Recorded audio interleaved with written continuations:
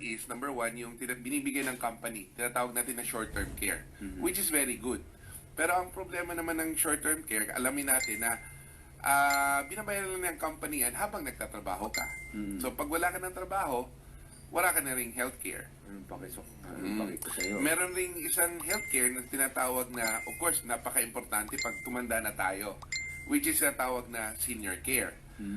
Senior care, okay rin yon. Pero since alam ng company na nagkakasakit ka sa senior, yun ang pinakamahal. Hindi naman affordable. And then may tinatawag na LTC, long-term care.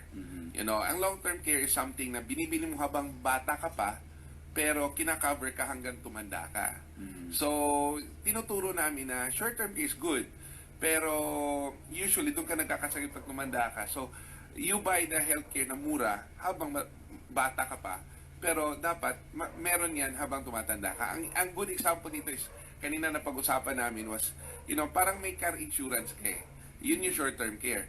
Pag walang nangyari sa car mo, wala na yon. Ang problema ng short-term care, pag walang nangyari sa itong taon na to, sasabihin mo, ay sayang, sana nagkasakit ako dahil hindi ko nagamit, di ba? So, ang purpose ng short-term care, parang ang gusto mo is gamitin dahil malulugi ka. Ang long-term care is different. Ang long-term care is ayaw mong gamitin kasi alam mo, balang araw, pag kumamit ka, marami kang na-accumulate na funds para magkaroon ka ng healthcare. So, ini-educate na natin ng tao na pag, lalo na yung ibang mga companies ngayon, iniisip nila na, ay, hindi ako nagkasakit, nalugi ako. So, mali yung mindset. Ang tamang mindset ngayon is, sa HMO, is be healthy. So,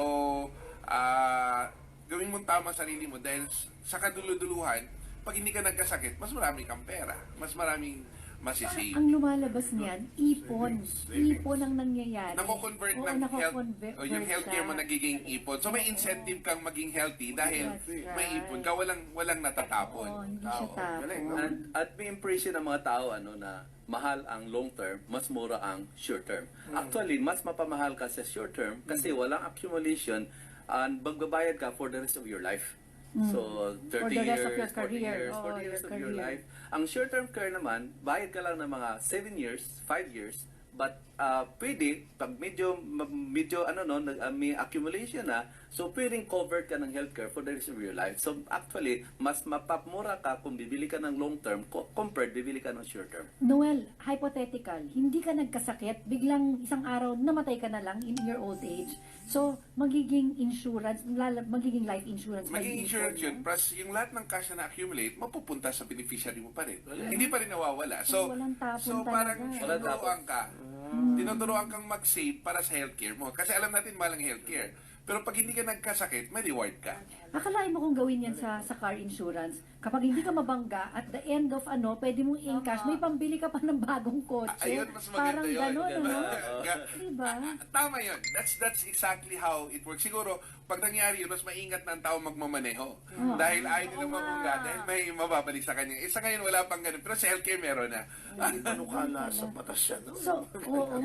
So, kung ako gusto ko ng ganyang klaseng healthcare, ang hihingin ko sa aking agent is or kakausapin ko kayo, long-term health Siya. care. Long-term Yun ang care. hinihingi. Oo. Kasi three major things yan. Short-term, long-term, at saka senior care.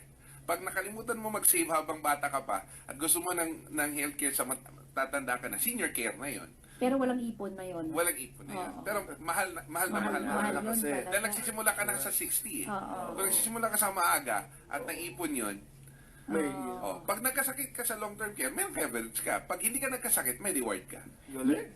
Yung ano ba, yung long-term healthcare, parang ano rin yan, insurance na pag mas bata mo, dahil sinabi nyo fixed di ba, 5 to 7 years lang ang pagbayad. Pero depending on your age, mas mapapamura ba yon o mapapamahal? Coverage-wise, almost the same. Pero maganda, pag bata ka, mas mataas ang accumulation.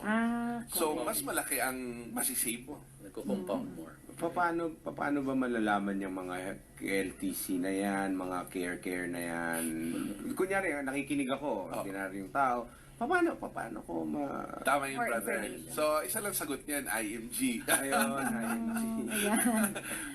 Yan, Punta ka sa so, website namin at IMG. paragi kaming may mga seminars na binibigay Of course, dito sa Manila, sa Makati, almost every day may seminars tayo. We're all over 18 nationwide tayo, including out of the country. Corp.com. Yun. Yan po ang International Marketing Group. Alamin kung paano magiging malaya sa utang. At pwede rin po kayo tumawag sa Kaiser International Health Group para sa mga affordable healthcare products at MD Life para sa life insurance products na swak sa iyo at sa iyong pamilya. So ang keyword na ating natutunan sa araw na ito ay long-term healthcare. Yan. Maraming salamat, Jo.